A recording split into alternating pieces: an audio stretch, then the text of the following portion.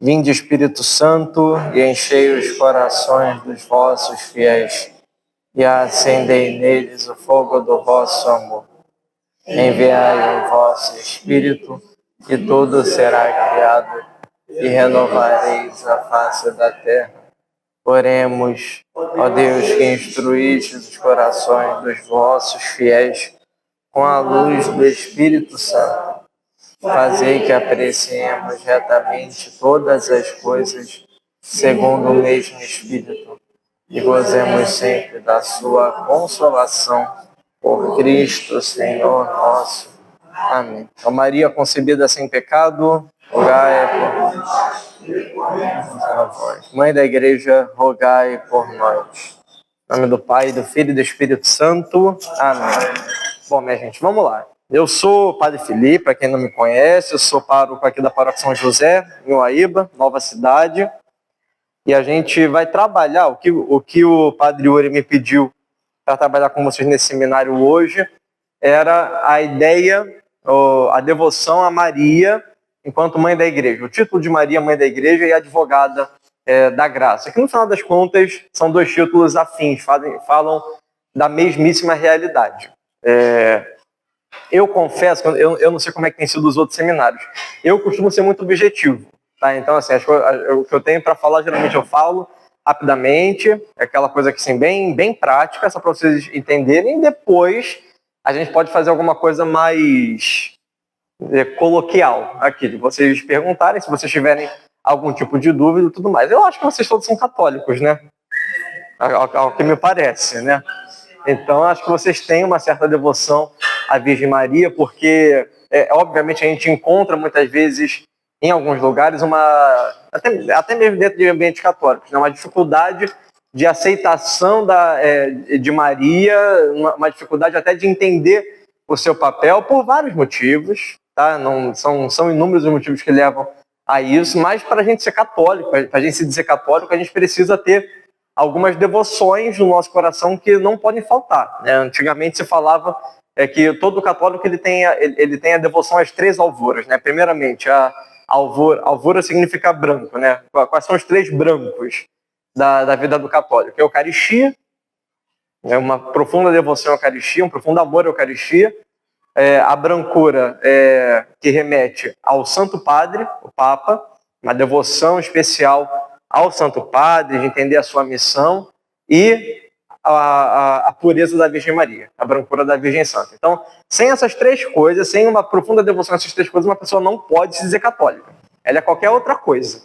Tá? Pode até estar dentro da Igreja Católica, mas se ela não tem uma profunda devoção à Virgem, ao Papa, e um amor profundíssimo à Eucaristia, em adoração, essa pessoa, ela de verdade, não é católica. Vamos lá, todo mundo aqui é devoto da Santíssima Eucaristia, sim ou não? Sim. Ok, vocês adoram a Eucaristia, né? Maravilha. Vocês são devotos do Papa? Sim. No sentido, entendem devoção não no sentido de devoção à Eucaristia, são três devoções distintas, né? Devoção à adoração, devoção respeito e devoção veneração. Né? Todo mundo respeita o Santo Padre, entende que ele é o líder da igreja, foi colocado como cabeça da igreja, como aqui na terra, como líder, como o novo Pedro para cada um de nós. Sim. Todo mundo aqui é devoto de Maria? Sim. Inteiramente, ninguém tem nenhuma dúvida com relação à Virgem Santa, porque a ideia dessa formação é a gente sanar essas dúvidas. Não tem problema nenhum de você falar que você tem alguma dificuldade. Eu há pouco tempo atrás, eu encontrei uma pessoa que veio conversar comigo na minha antiga paróquia, que a grande dificuldade dela era entender a devoção à Virgem Maria, que ela sempre viveu em ambiente católico, numa família completamente protestante. Aquilo foi entrando na cabeça dela de uma forma que ela não conseguia se relacionar com Maria, né? Então, assim, eu sei, ela falava assim, ó, eu acredito em tudo que a igreja fala, eu acredito que ela é mãe de Deus, eu acredito que ela é intercessora, eu acredito em tudo isso, eu só não consigo me relacionar nessas verdades, porque parece que tem algum bloqueio. Então, meu trabalho todo foi tentar tirar esse bloqueio, né? Alguém aqui, não tem problema nenhum de você falar se você tem, tá? Porque isso faz parte, eu diria, inclusive, da história da igreja. Mas alguém diria que tem algum bloqueio com a Virgem Maria? Não? Tem gente até que não tem bloqueio nenhum, né? Que se aproxima mais de Deus a partir dela. Tem problema? Também não tem problema, mas a gente precisa tudo sempre purificar essas coisas. Eu vou fazer o seguinte, eu vou passar para vocês aqui o meu computador, enquanto eu estou falando algumas coisas, eu vou passar para vocês essa imagenzinha aqui, essa formação. Para quem não sabe, eu sou de origem de uma paróquia chamada Maria Mãe da Igreja São Judas Tadeu, lá em Padre Miguel, né? Eu sempre tive, durante toda a minha vida, a oportunidade de, em crisma, de um monte de coisa, falar sobre Maria Mãe da Igreja, porque é uma devoção muito particular lá da nossa paróquia, uma paróquia que nasceu a partir do influxo do Concílio Vaticano II. E dentro dessas perspectivas tem um quadro lá, que é um quadro antigo, que foi pintado por uma das irmãs, foi pensado por uma das irmãs que estavam na paróquia desde o início. Esse quadro ele remete a isso daqui, é uma readaptação de um antiquíssimo ícone que se tinha de Maria, Mãe da Igreja. O que eu quero que vocês façam?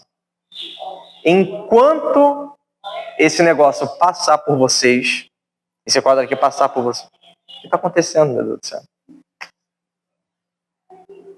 Alguma coisa falando ali. Lá fora, né? Enquanto esse quadro aqui passar por vocês, eu quero que vocês percebam. Deem uma olhada, vão olhando de 2 em 2, e aí no final a gente vai conversar sobre o que vocês conseguiram perceber dessas ideias, tá bom?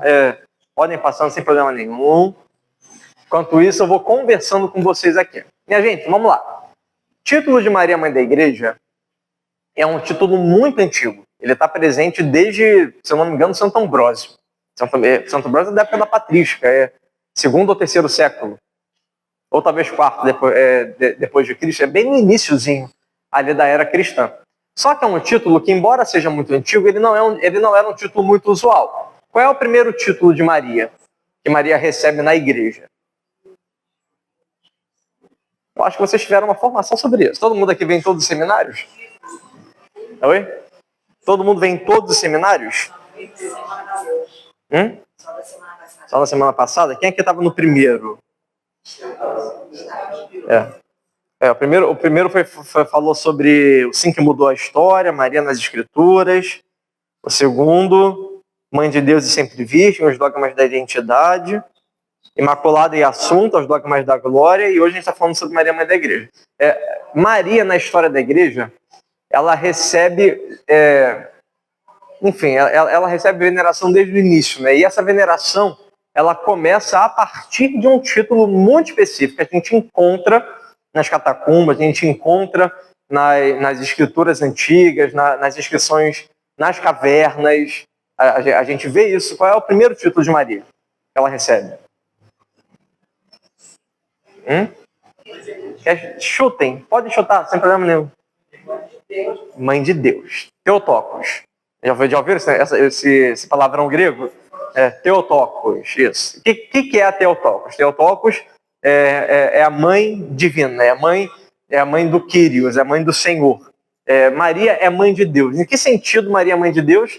Isso foi a segunda formação de vocês, aqui desse seminário. Em que sentido ela é mãe de Deus? Uma pessoa, né? Ela traz a humanidade para Cuidado. A gente precisa tomar um cuidado com essa, porque a gente não está errado, mas a gente está flertando com a heresia. Aqui, a gente está dentro do limbo. Em que sentido Maria é mãe de Deus? Ela é mãe de Deus porque ela é mãe de Jesus. E Jesus é Deus. Também você acredita que Jesus é Deus? Filho de Deus? Segunda pessoa da Santíssima Trindade? Ela é mãe de Jesus? Sim. Então ela é mãe de Deus. É isso que declara. Não, ela é mãe da... Qual é o problema de falar? Não, porque ela é mãe na humanidade. Porque a gente pode entender que ela dá a parte humana e a parte divina não tem nada a ver com ela. Só que qual é o problema disso? É que a parte divina se encarnou em Maria. Então, assim, não tem separação desse negócio. Verdadeiramente Deus e verdadeiramente homem. Melhor. Porque quando a gente fala de categoria matemática, a gente sempre esgota o mistério. A ideia toda é a questão da união hipostática. Todo mundo entende o que a gente fala quando a gente está falando de união hipostática? Jesus é uma pessoa divina que assumiu a natureza humana. Ele é Deus que assumiu para si, que tomou para si a condição humana, a nossa natureza. E essa assumição da condição humana se deu no ventre de Maria. Em que Maria, obviamente, concebendo o Cristo enquanto homem, faz com que ali se torne verdadeiramente o local em que a união hipostática acontece. E uma vez acontecendo a união hipostática, nunca se separou. Essa coisa nunca se separa. Então, por exemplo, quando você vê nos evangelhos Jesus curando um cego de nascença, ele está curando pela força humana ou pelo poder divino? Pelo poder divino. Então quem é que está curando? É Deus, Jesus, é o Deus Filho, ou é o Jesus homem que está curando? Todo mundo herege. Quem tá curando? É Jesus. Quando Jesus chora, quem está chorando?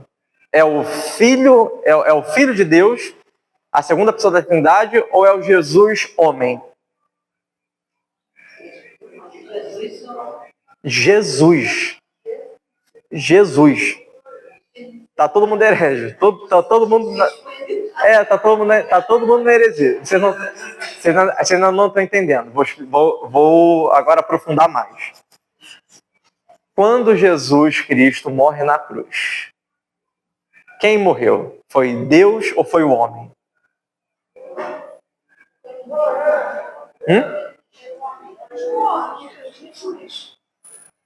Foi Jesus. Deus e homem. Quem está curando? É Deus ou o homem? Jesus, Deus e homem. Essa coisa não se separa. A gente não pode separar as ações.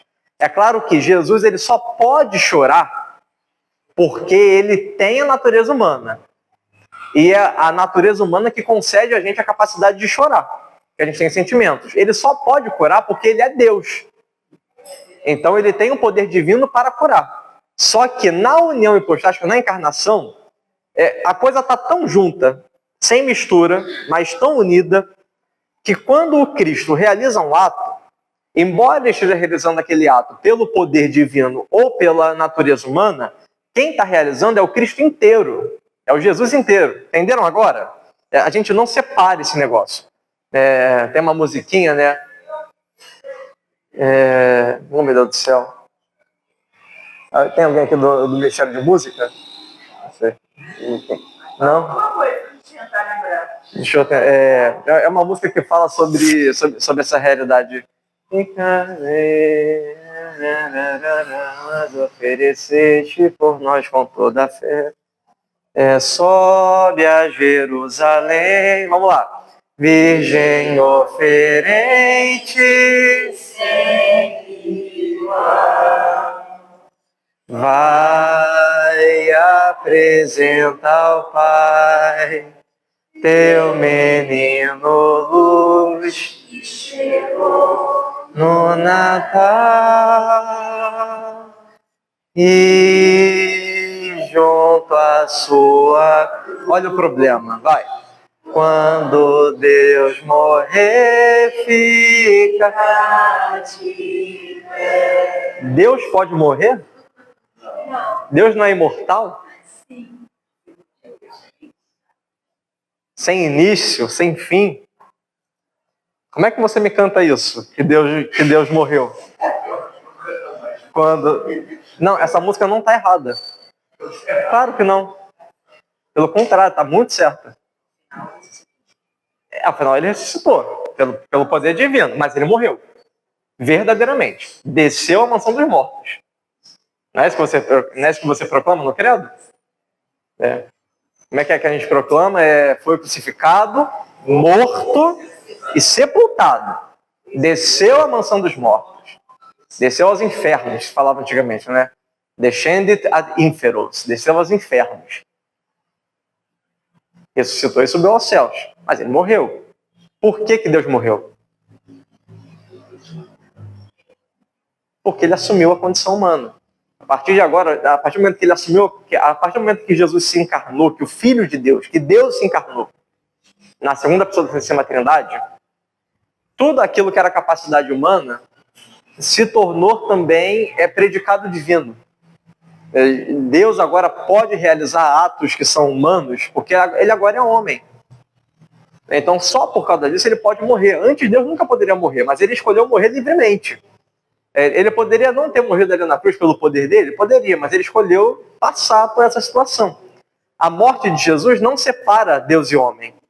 É um negócio complicadíssimo de explicar isso, porque isso é profundamente teológico. Né? A união hipostática ela é tão forte que quando Jesus morre, não há separação. As pessoas pensam que assim, Jesus morreu e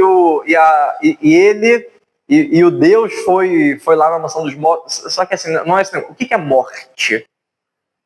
O que significa morrer? Morte é separação de corpo e alma. É isso que aconteceu com Jesus. A morte é uma coisa humana. Só que na separação do corpo e da alma de Jesus, não acontece a separação da divindade e da humanidade. É um negócio complicadíssimo de entender. Eu sei que eu falo isso e vocês estão assim, voando. Desesperados de compreender esse negócio. Mas isso é uma propedêutica porque eu preciso explicar isso para vocês. Alma é coisa humana.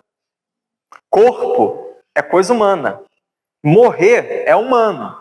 Faz parte da nossa natureza. Porque só morrendo acontece a separação de corpo e alma. Deus não tem corpo. Deus é puro espírito. Não é nem alma. Deus é puro espírito. Só que ele assumiu a condição... Quando ele assume a condição humana, o que acontece?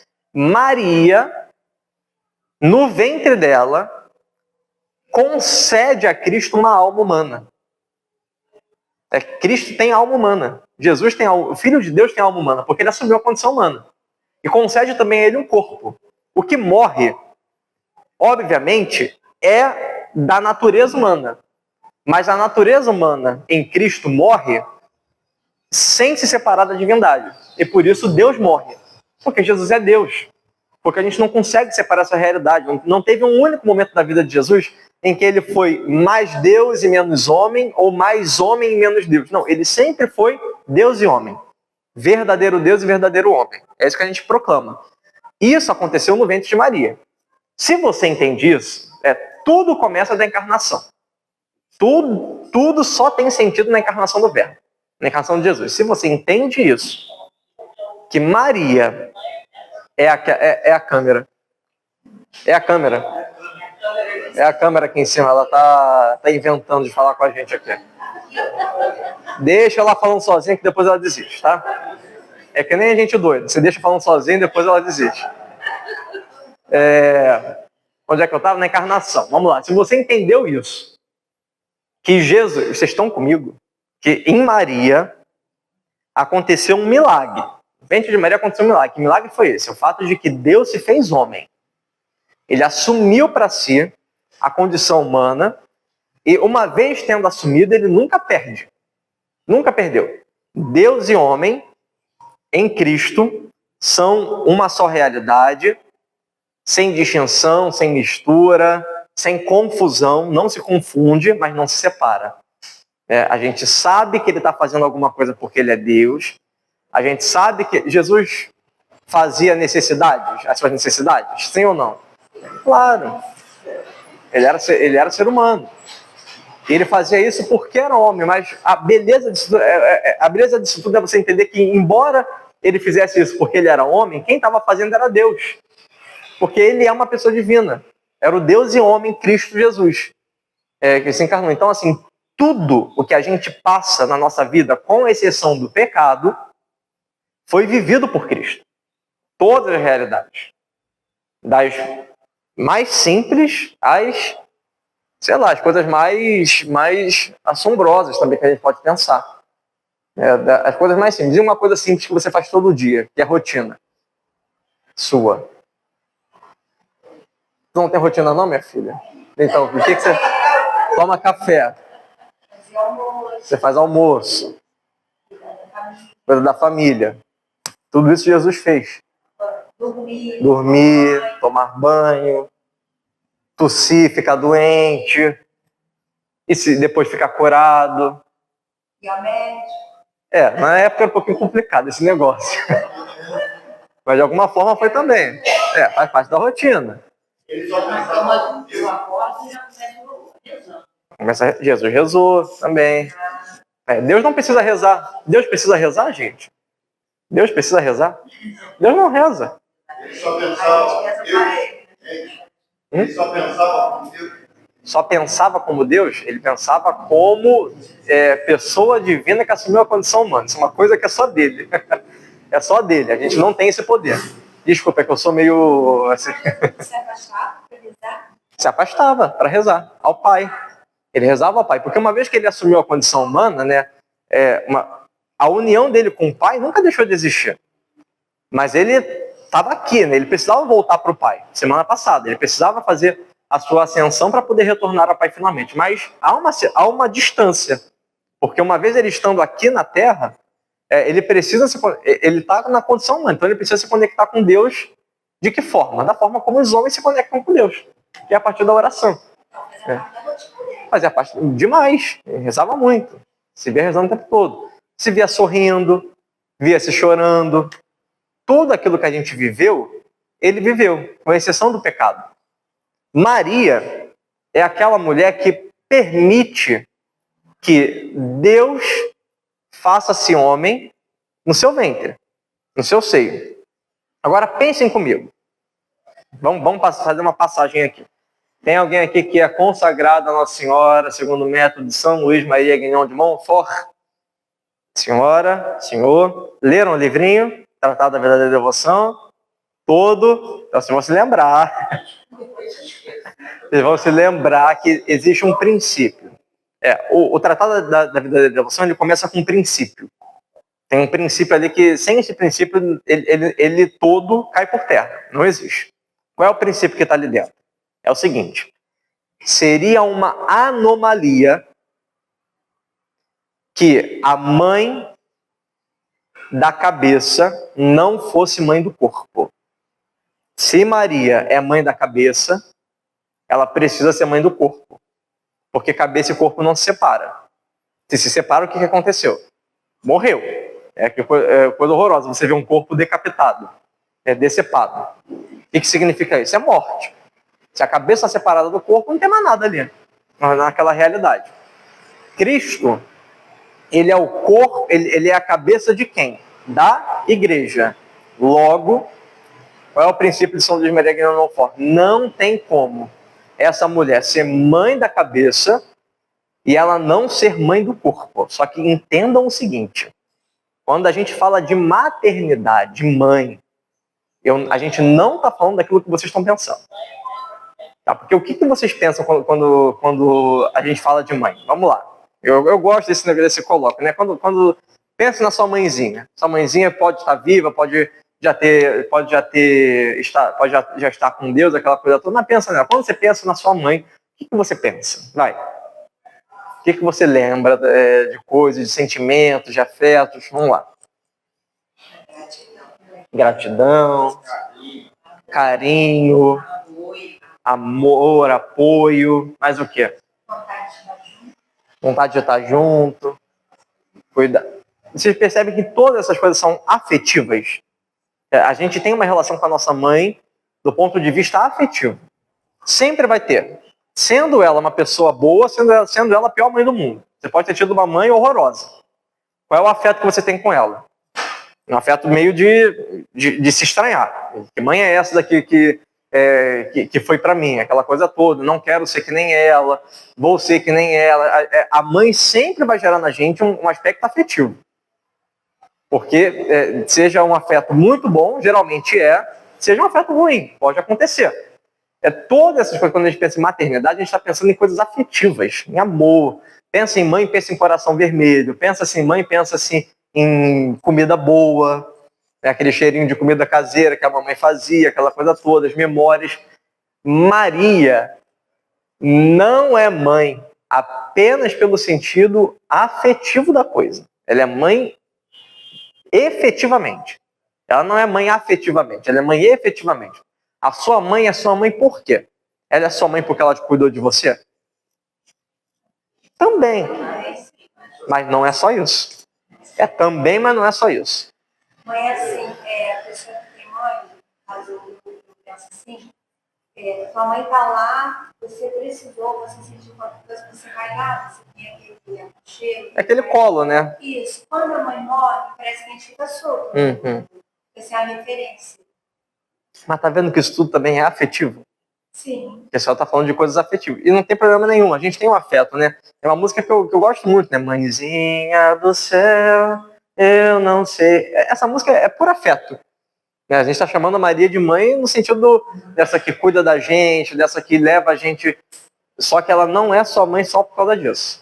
Ela também faz tudo isso. Ela cuida de você. Maria está do seu lado. Ela está ali te amando, te colocando no colo. A gente canta isso, né? Tem música falando, Alisson, né? Hoje eu preciso. Conhece essa? Antiga pra caramba, quase ninguém conhece. Do teu colo de mãe. Bonita. Mas não é só mãe por causa disso. Ela é mãe efetivamente. E qual foi o efeito que fez com que Cristo se tornasse filho de Maria? Foi o fato de que Maria... Por que a sua mãe é sua mãe? Porque ela te gerou. A maternidade começa na geração. Ah, padre, eu tive uma mãe adotiva, porque a minha mãe natural, a mãe que me gerou, ela me abandonou, ela morreu, aquela coisa toda, então... E aí teve uma outra pessoa que assumiu a condição de mãe. Beleza. Aí é a mãe adotiva. Ela te adotou como mãe, só que ela é sua mãe? Sim. Por causa do afeto que você tem com ela, você sabe que maternidade não é só gerar. Mas do ponto de vista geracional, ela não é. Sempre vai ter essa dificuldade. Não foi aquela que te pariu. Não foi aquela que te colocou no mundo, que te deu a luz. Ela te coloca em afeto. Maria, ela coloca a gente em afeto, óbvio, mas ela é mãe da igreja no sentido efetivo. Ou seja, se Cristo é a cabeça do corpo, dos seus membros, somos nós, e ele foi gerado por Maria, nós só podemos ser verdadeiramente igreja a partir do momento que a gente é gerado por Maria, no ventre de Maria. Esse é o problema do título de Maria Mãe da Igreja. O problema no sentido de questão. Ela é mãe da igreja por quê? Porque Maria gera a igreja. Ela não é mãe porque ela cuida. Essa lógica que eu quero inverter aqui com vocês hoje, né? Porque quando a gente fala de mãe, a gente está pensando no cuidado, no carinho. Não é por isso. Maria é mãe da igreja, a nossa mãe, porque ela está gerando a gente. Cristo foi gerado na história uma vez? Foi.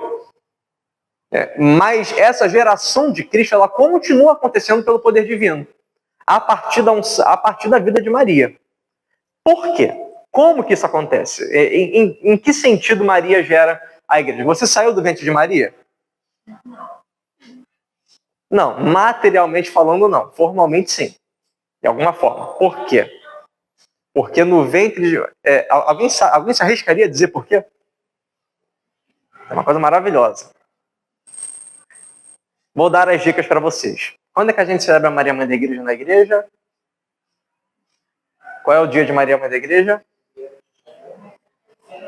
1º de janeiro é Mãe de Deus. Gil, quando é que a gente celebra Maria Mãe da Igreja? Você lembra? 8 de dezembro? Não, gente. Desde 2018, se eu não me engano, o Papa Francisco não tinha uma data, antigamente, né?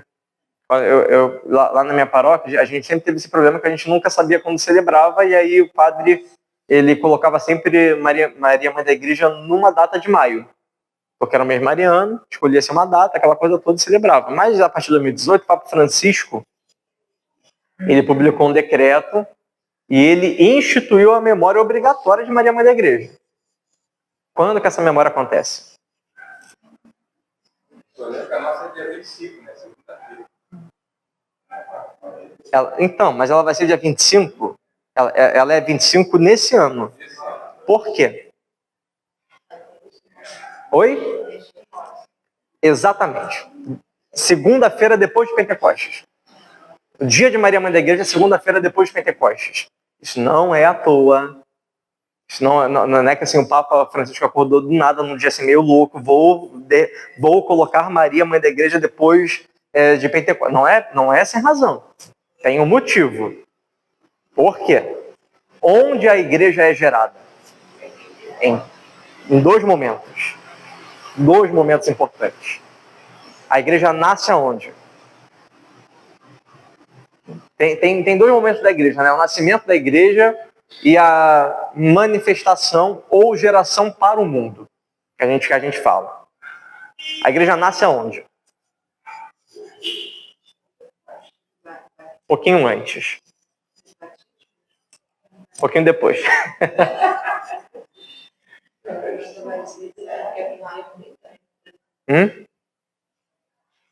Onde a igreja nasce? A igreja nasce na cruz, do lado aberto de Cristo. É assim como Cristo, assim como Eva foi gerada do lado aberto de Adão, a igreja nasce do lado aberto de Cristo na cruz. Nova Eva nasce do lado aberto do novo Adão. Quando aquele soldado transpassa a lança de Cristo, ali acontece a gênese da igreja. Quando sai aquele sangue, aquela água, aquilo ali é símbolo do quê? Dos sacramentos. Eucaristia e batismo. Eucaristia e batismo, sacramentos que a igreja perpetua durante todos os séculos e que fazem os novos filhos de Deus. Então a igreja nasce ali. Ela nasceu ali. Mas nascer não significa que ela se manifestou. Não significa que ela foi gerada para o mundo. A gênese dela está ali. Mas ela é gerada para o mundo quando? Em Pentecostes. No domingo de Pentecostes. E o que acontece em Pentecostes? Qual é o grande evento de Pentecostes? A vinda do Espírito Santo. Se vocês pegarem alguns quadros de Pentecostes, eu estava olhando ali, a igreja de você é muito bonita porque ela tem uns negócios ali no alto, né? São os mistérios.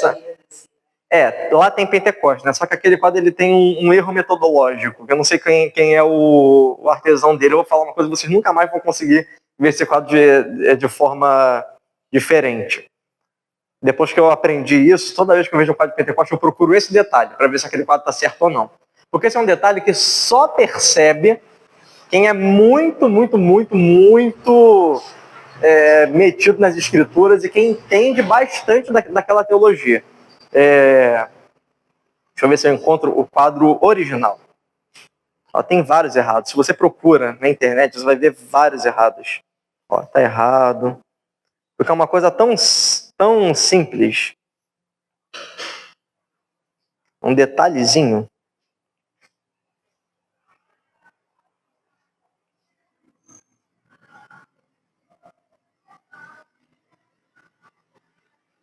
Aqui, ó. Esse daqui é o original. Vou passar o celular, vou deixar um tempo com vocês. É esse daqui, ó. Podem ver. Com meu celular, não sei, é que eu não consigo passar para vocês, né, esse negócio. Nossa, deixa eu tirar uma foto aqui. Por isso que eu precisava do Data Show, que eu ia mostrar muita imagem para vocês. Eu ia mostrar a imagem da igreja, eu ia mostrar esse ícone aqui. Vocês têm a imagem do ícone daqui?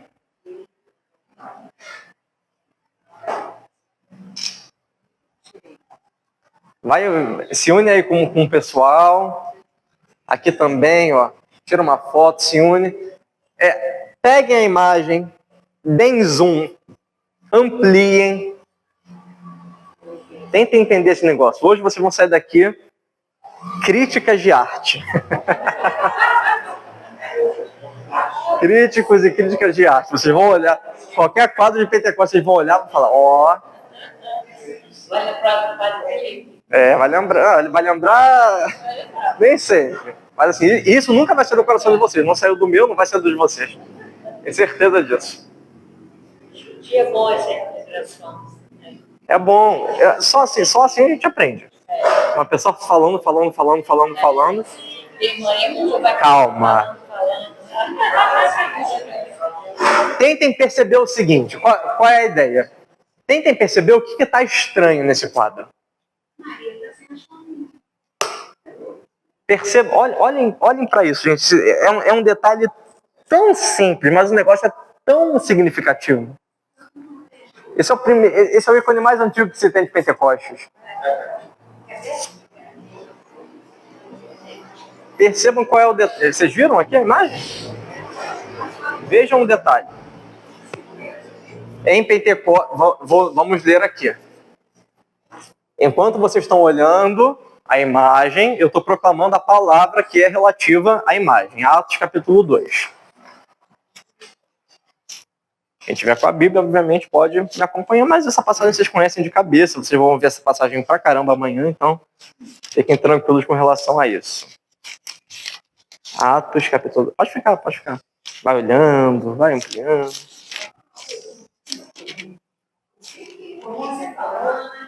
Calma, não, dá a pista não. Deixa as pessoas aí.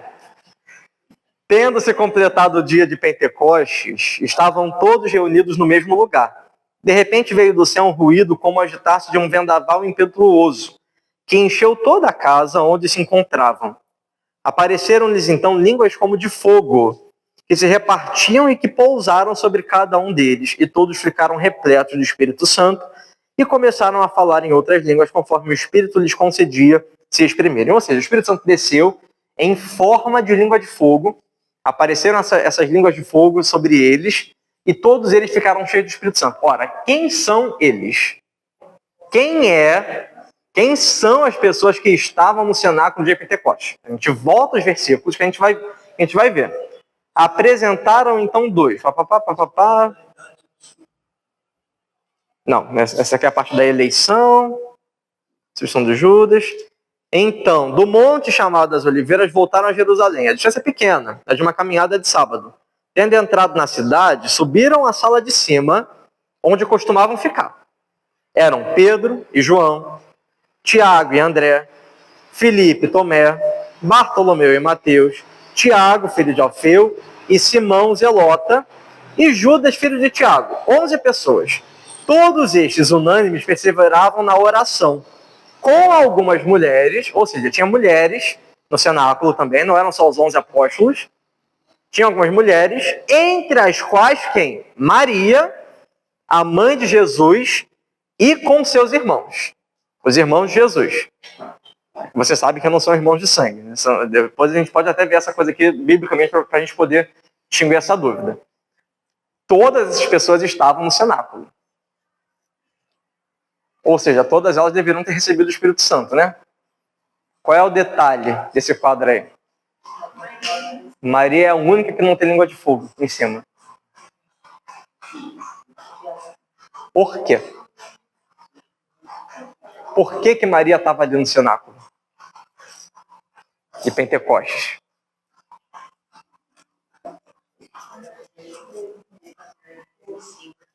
Pensem. Ela não recebeu o Espírito Santo? Que coisa é? Mas Jesus não amava ela? Ela não é... Por que ela não precisava? Porque ela já era cheia da graça. Ave Maria, cheia de graça, o Senhor é convosco. Ela já tinha o Espírito Santo. O Pentecostes de Maria acontece muito antes de qualquer outro Pentecostes. Quando? Quando a sombra do Espírito desce sobre ela e concebe quem nela? Cristo. Mas tem pessoas que estavam cheia de graça. Não, é a graça.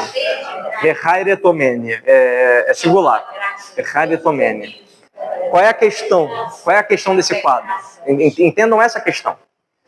Maria estava no cenáculo não porque ela ia receber o Espírito Santo, mas porque o esposo dela ia descer. Ela precisa estar ali. Onde está o esposo, a esposa está. Você talvez esteja aqui. Se você é casada, você é uma só carne com teu marido. Ah, mas eu estou aqui, meu marido está em casa porque ele não é católico. Mas você carrega ele de alguma forma, de forma espiritual. Ele está com você de forma espiritual. Porque você é uma só carne com ele. Não é? Não é verdade? Não é isso que vocês selaram ali no altar? Maria foi desposada pelo Espírito Santo quando a sombra do Altíssimo desce sobre ela e concebe o Cristo. E gera o Cristo nela. Ela está no cenáculo não para receber, mas para testemunhar acontecer aquilo que com ela já aconteceu. Há muito tempo. Logo no início da vida de Cristo. Porque o que é que o Espírito Santo faz no cristão? Você consegue enxergar com clareza. Discernimento. É uma das coisas que o Espírito Santo faz. Mas essa coisa que o Espírito Santo faz, ela está subordinada a uma principal. O Espírito Santo, na verdade, na nossa vida, ele só faz uma coisa. E todas as outras coisas que acontecem com a gente, pela força do Espírito Santo, elas derivam dessa coisa. Que é o quê?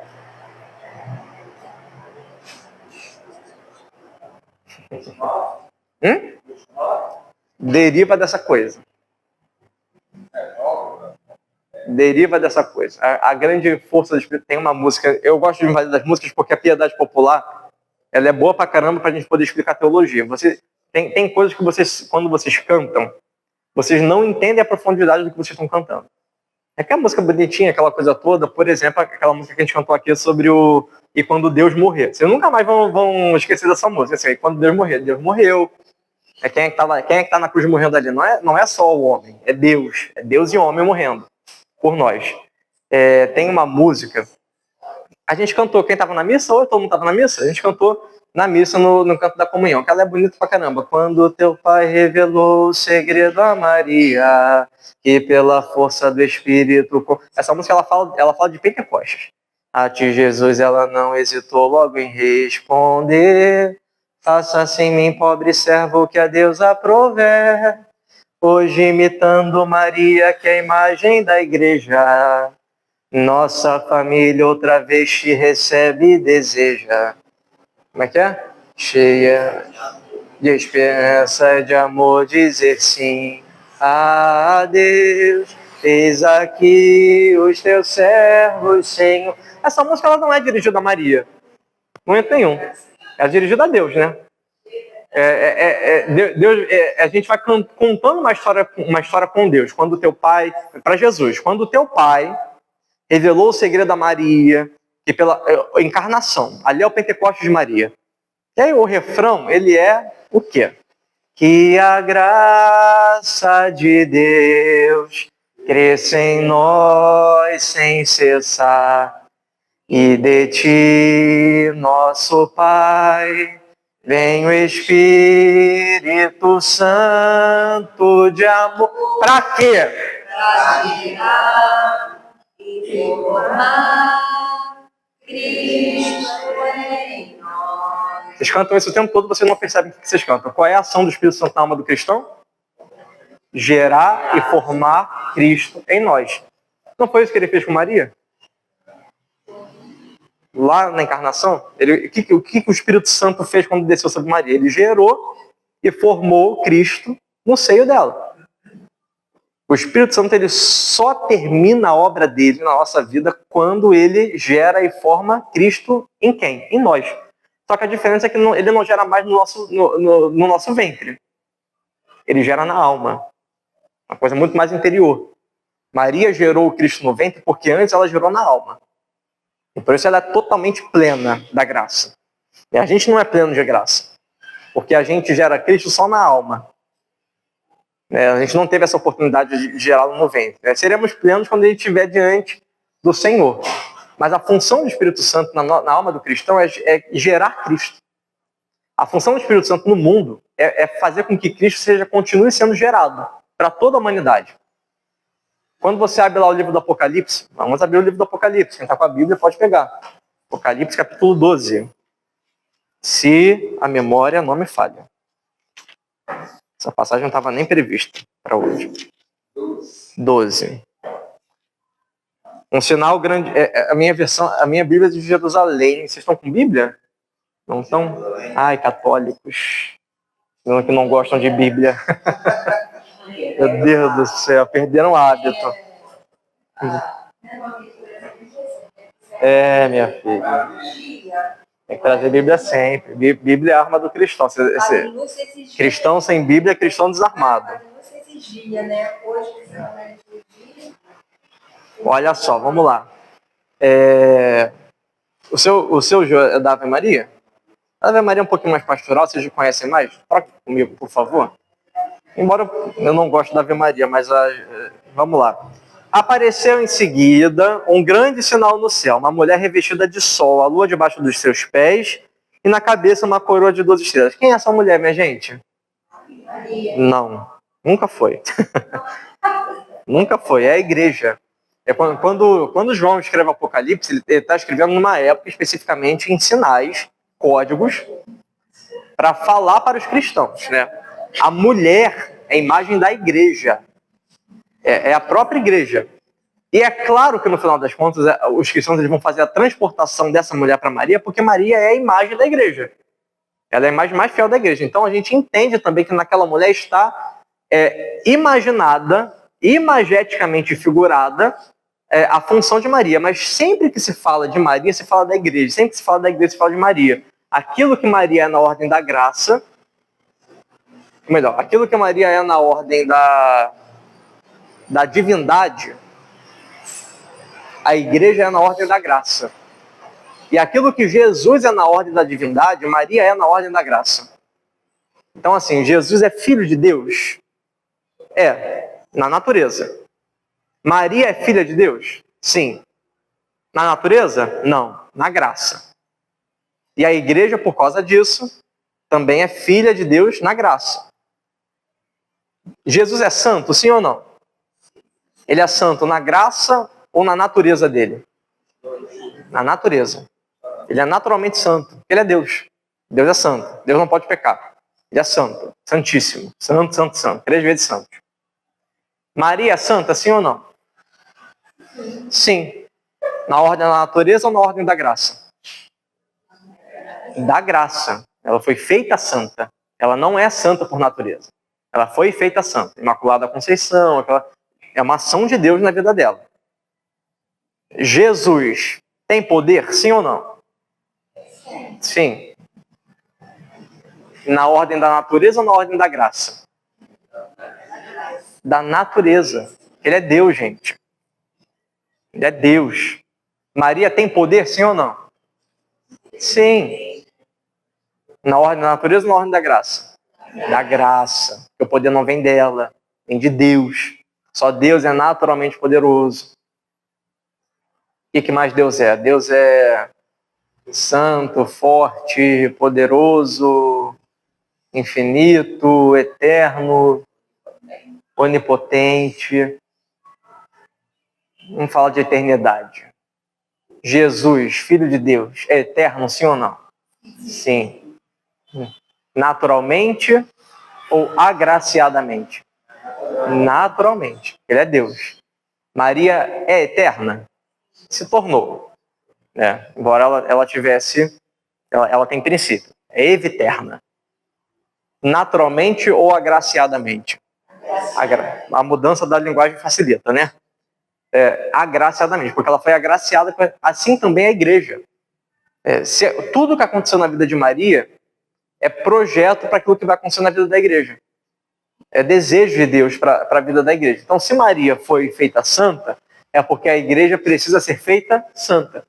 Se Maria gerou a Cristo, é porque a igreja precisa gerar Cristo. Se Maria faz isso, é porque a igreja precisa fazer isso.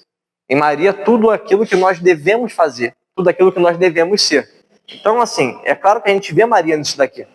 Mas, num primeiro momento, no momento que esse texto aqui é escrito, quem está aqui é a igreja. É o papel da igreja. E aí, ela estava grávida e gritava de dores, sentindo as angústias de dar à luz. Gente, mas Jesus já não tinha nascido? Já. E o que a igreja está gestando? Quem é essa criança que a igreja está gestando?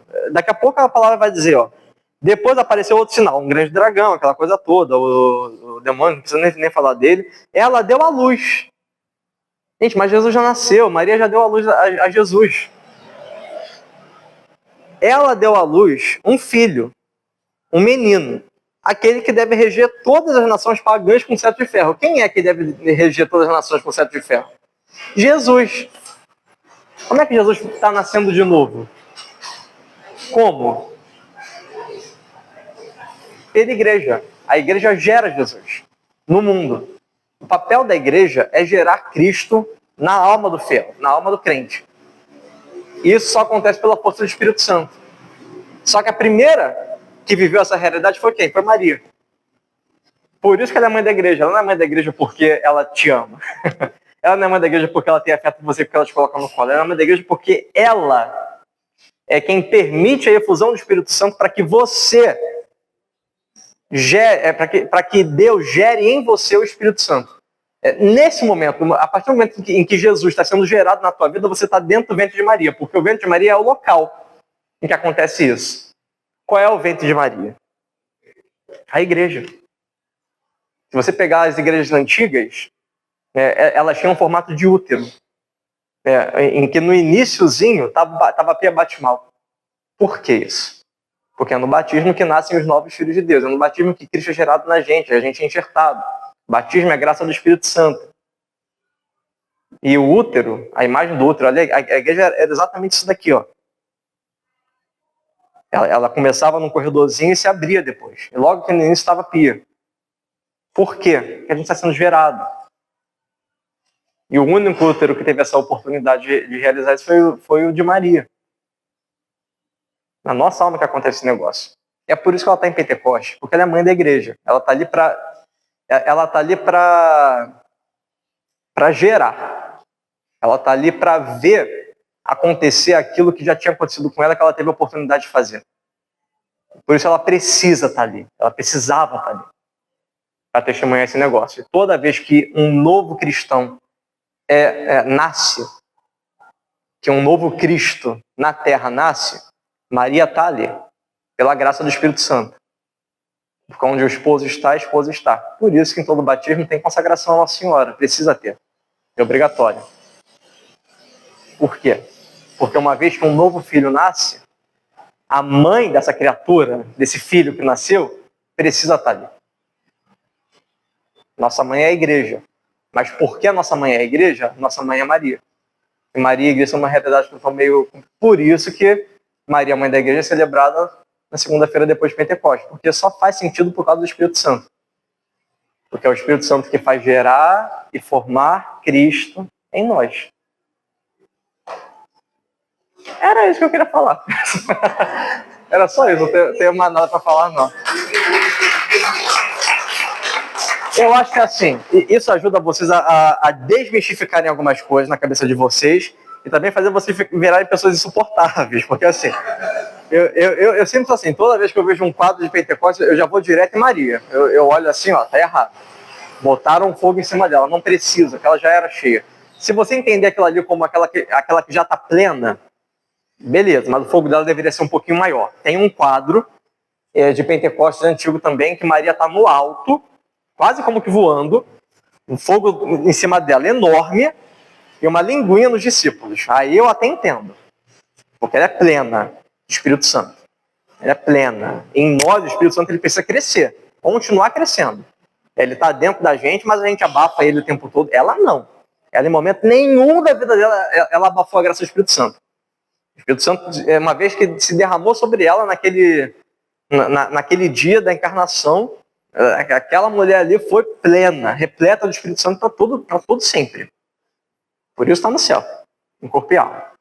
E é isso que vai acontecer com a gente também em algum momento, se você permitir que o Espírito Santo vá crescendo em você. Vamos lá, dúvidas, questões, dores, angústias. Vamos lá. Sua homilia, você está escrevendo a sua vida com Deus. Né? E às vezes escreve a vida olhando para o outro, mas não pensa em Deus. Eu achei isso divino. Me ensinou muito. Aí eu vejo Deus cada dia mais na minha vida, mesmo sendo fraco e pecador. Mas eu espelhei isso muito para a minha vida. Ih, meu celular. Já até me esquecido. Fica gravado no nosso coração, fica gravado na nossa cabeça. É tanta tribulação que a gente tem, a gente esquece de guardar no coração. Essas coisas aqui que os padres, tudo que vieram aqui, falaram Maria para nós, como a gente procurando amar mais a igreja. Vocês ainda tem mais uma formação, né? Tem uma sábado que vem ainda. Tem 5 sábados em maio, né? Misericórdia. Muitos são convidados, mas a gente diz aquele ditado, quase ninguém tem tempo. E quando você tira esse tempo? Às vezes, quando está numa cama, né, é muito difícil você, porque o padre Yuri divulgou muito. E a gente fala assim, como é que as pessoas querem abraçar? Né? Como é que querem conhecer se não vem procurar o conhecimento? E às vezes Todos nós temos questão, todos nós temos dúvida. Mas aonde você tira a dúvida? Numa formação assim. Lendo algo. Porque cada um, né? O Espírito Santo se manifesta. Tem que se manifestar. Uma pena que ninguém não leva certo, não vem. A gente aprende tanto, né? Mas aí, assim, Uma pena. a graça do Espírito Santo, ela acontece de que forma? Ela vai se multiplicando. Ela começa em 12, 11 ali, e aí aqueles 11 daqui a pouco estão batizando 5.000, aqueles 5.000 estão batizando o outro, chegou na gente. De repente, Pentecostes começou 2.000 anos atrás, mas está aqui na gente. Então, ó, Pentecostes... Eu falo para todo mundo como é bom, como é maravilhoso, mas ó, pena de quem não tem. Perdeu, quem não tem, perdeu. Uma última coisa, antes de eu falar das duas. Vocês entenderam o quadro? Qual é a grande questão aqui do quadro? Muito variadas, né? Tem João Paulo II aqui. Mas o que aqui está João Paulo II. E aqui está quem? É um patriarca grego. Esse daqui, o quadro ele foi feito para indicar que Maria é mãe da igreja, mas não é mãe da igreja ocidental. Ela é mãe da igreja universal. Teve essa divisão? Teve, né? Só que a coisa... Exatamente. A coisa que une a igreja no Ocidente com a igreja no Oriente até hoje é o dogma da Theotokos, a maternidade divina. Isso eles nunca negaram. E por causa disso, Maria é mãe de todos ainda, né? Isso que é mais interessante. E também os povos de todas as raças, línguas, nações. É muito bonito o quadro. Vamos lá, dúvidas? Mais nenhuma?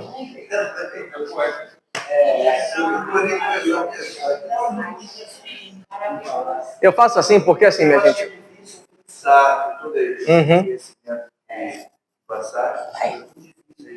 gente colocar isso e conseguir externar. Alguma coisa ou outra a gente consegue passar. A gente consegue. Ele sabe, ele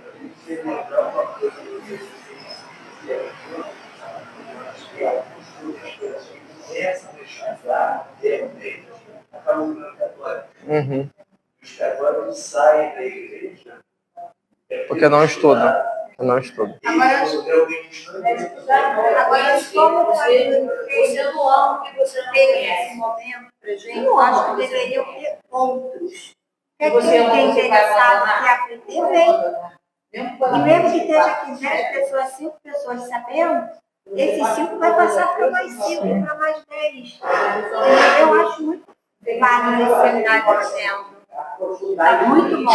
Exatamente. Se vocês quiserem aprofundar isso tudo aqui, isso tudo que eu falei está no Catecismo da Igreja Católica, número 963 a 975. Parágrafos 963 a 975. Pega aquilo ali, ó, tá tudo aqui. Claro, um pouco menos instigador. Ali tá nu e cru a situação. Tá lá. Eu faço assim porque, assim, no final das contas, minha gente, a verdade, o conhecimento já está dentro de vocês. Vocês cantam, vocês rezam, vocês vivem essa verdade constantemente. Vocês talvez só não percebam aquilo que vocês vivam. Então a nossa função aqui é muito, muito mais do que ensinar, é fazer vocês perceberem uma coisa que vocês já têm dentro do coração. Que vocês já vivem. Mas aí vem o Evangelho. Porque vem o Evangelho, vai derrota para o católico. Por quê? Porque eles estudam mais, porque eles procuram saber mais, ler a Bíblia mais. Então, entendeu? procurem ler a Bíblia. Acontece. Tragam a Bíblia para as formações. A Bíblia, Não, e não só você pode falar de tudo. Aí, ó, tá vendo? Celular. Mas Padre Lúcio exigia que a gente trouxesse a Bíblia. Depois começou esse livrinho aí. Não, mas eu não gostei, mas para mim eles continuavam com a Bíblia. Projetou lá, projeto. Mas todo mundo trazia, achava que vocês estão muito, né? É mais prático. Ninguém aprende nada, né? Entendeu? Mais prático. Bom, se não há dúvidas, mas eu libero vocês da bênção e vão com Deus. E aí, enfim, a gente se encontra em uma outra oportunidade, tá? Você vai fazer mais vezes. Vai fazer. O Senhor esteja convosco. Por intercessão de Maria, Mãe da Igreja, nossa, abençoe-vos o Deus Todo-Poderoso, Pai e Filho e Espírito Santo. Amém. Vamos com Deus, minha gente. Um abraço. Ah, tem foto. Vamos lá.